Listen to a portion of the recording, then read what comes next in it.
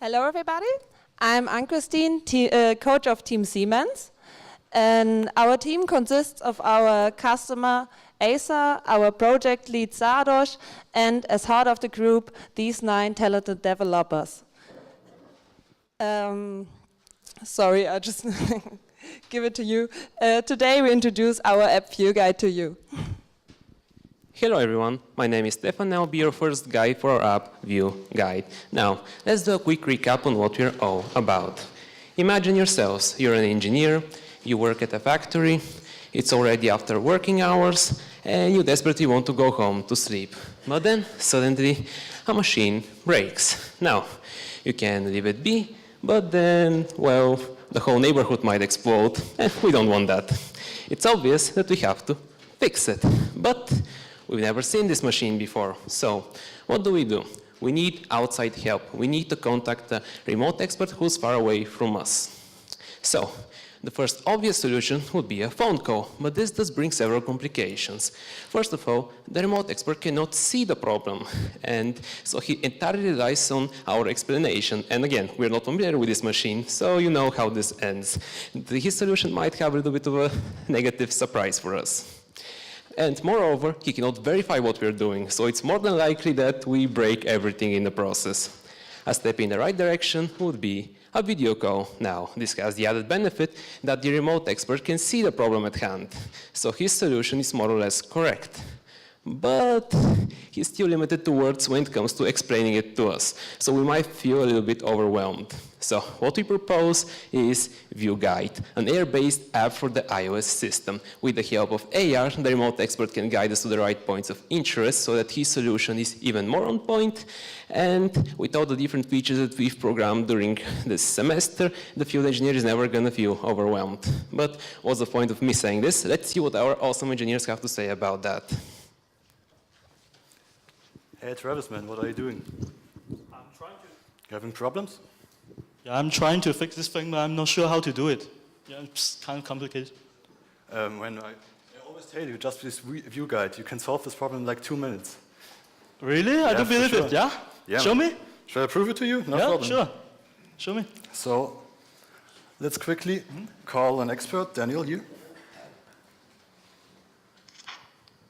Hi Daniel, how's it going? Hi Alex, fine. So I'm standing here with Travis together in front of our new Bitcoin miner, and we have a problem, and we don't really know how to solve it.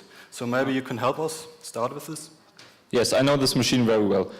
First of all, you're standing in front of your computer, but to fix this machine you have to get to the actual components of the machine. All right. To guide you there, I can use our post guidance mode. There I just activate it. So, where are you going to see the guy? In a second, you should see a path which would guide us to the right point. So we just follow this path. Okay. And right over here, you can see our target, which is this phone. So we align this phone with our phone. And so right now, we reached our target. And maybe we can go on now. Yes, now you're at the right part of the machine, but this type of machine can have several problems. Can you load the heat map so we can see what problems this particular machine had in the past? Yeah, sure. Let me grab a list of heat maps. So you can see several heat maps right here. So let's select the one for our Bitcoin miner. Okay. So we map this heat map now to our machine. So it's now loaded.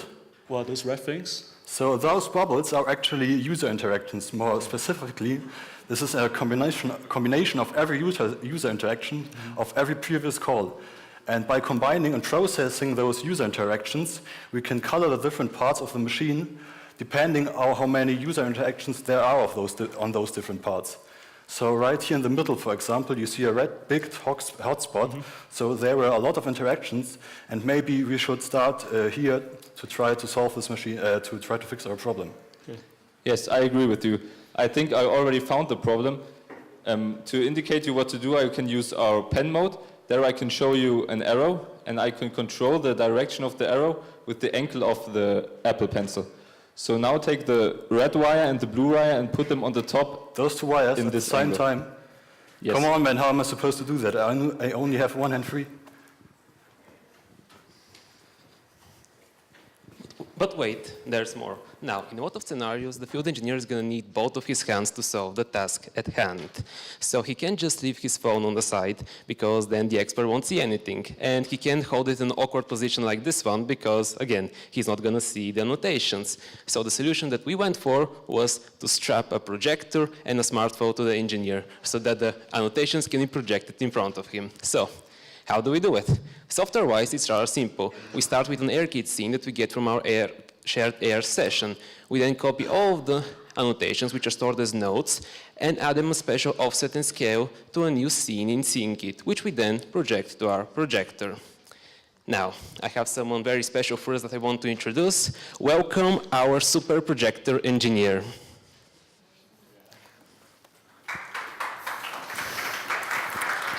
Yeah, hello. It's a pleasure to be here. Oh, hey, Ludwig. Hey, projector man, you look great. How is it going for you? Oh, good. You have such a nice projector here. Should we explain it to the audience? Yeah, of course. We designed our own model so that we can strap on a projector which gets held in place. Second, we had a second model where we can slide in our phone, so that gets held in place. Then we put a mirror on it, so we can redirect the projections 90 degrees, and use screws and glue to fix everything together, and that's the third setup you can see here now. And as you see, you can easily strap it on, and Projector Man is still able to use the phone and can now work hands-free. So, Projector Man, let's go to work. Yeah. So I've seen you called me here. You got a problem here with the Siemens mining machine. Okay. Luckily, I'm already connected to my helping remote expert Ram. Ram, how's it going? Hey there, Projector Man. So, you see what the problem is here. I'm lost. Okay, I see the problem. So I'll make a drawing around the wires. So you just need to take these wires and connect them on the top. All right, okay. So, I can perfectly use both of my hands now to fix this machine. Yeah? Is it working now? Yep, that looks fixed. Well done, man. Awesome! Well,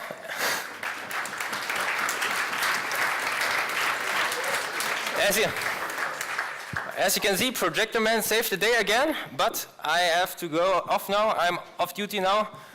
Goodbye. Thank you, Projector Man. Well, such an awesome guy. But wait, there's still more. There were two more features that you worked during the iPraktikum on, and they didn't make it to CAD because they weren't polished enough, but we still want to talk about them. Those are 3D reconstruction and gaze tracking. Gaze tracking is an alternative guidance mode for the remote expert, where he can guide the field engineer to a specific location on his screen with his gaze. 3D reconstruction is the other mode. It's relatively simple. We start with an AirKit session, which periodically sends airframes to a remote GPU server, which then renders those frames into a 3D point cloud, which we then get sent back to us. So if we take this dirty task as an example, after 30 seconds of render time, we get this nice point cloud, which we then can explore as the remote expert. But wait, we still have more. We have future tasks in our backlog, and I will guide you through this. First, we thought about implementing a multi-user call so that more than one expert can look at the problem at the same time. Additionally, we want to expand the work on 3D reconstruction so that we need to find a way to map the features from the real world into the reconstructed world so that we can enable a full virtual reality experience for our experts. Furthermore, we want to experiment with convex mirrors so that we can increase the projection size for Projector Man, and we want to work on dynamic calibration because at the moment we are working with a fixed distance, and to increase the accuracy we want to implement the calibration. Thanks for your attention. And yes, Projector Man can do also movies.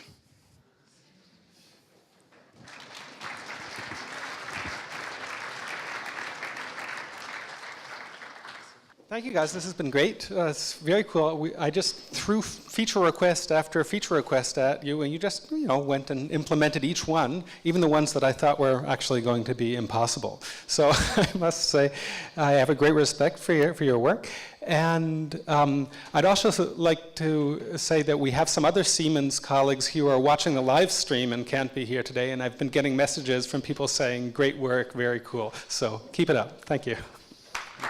Thanks a lot.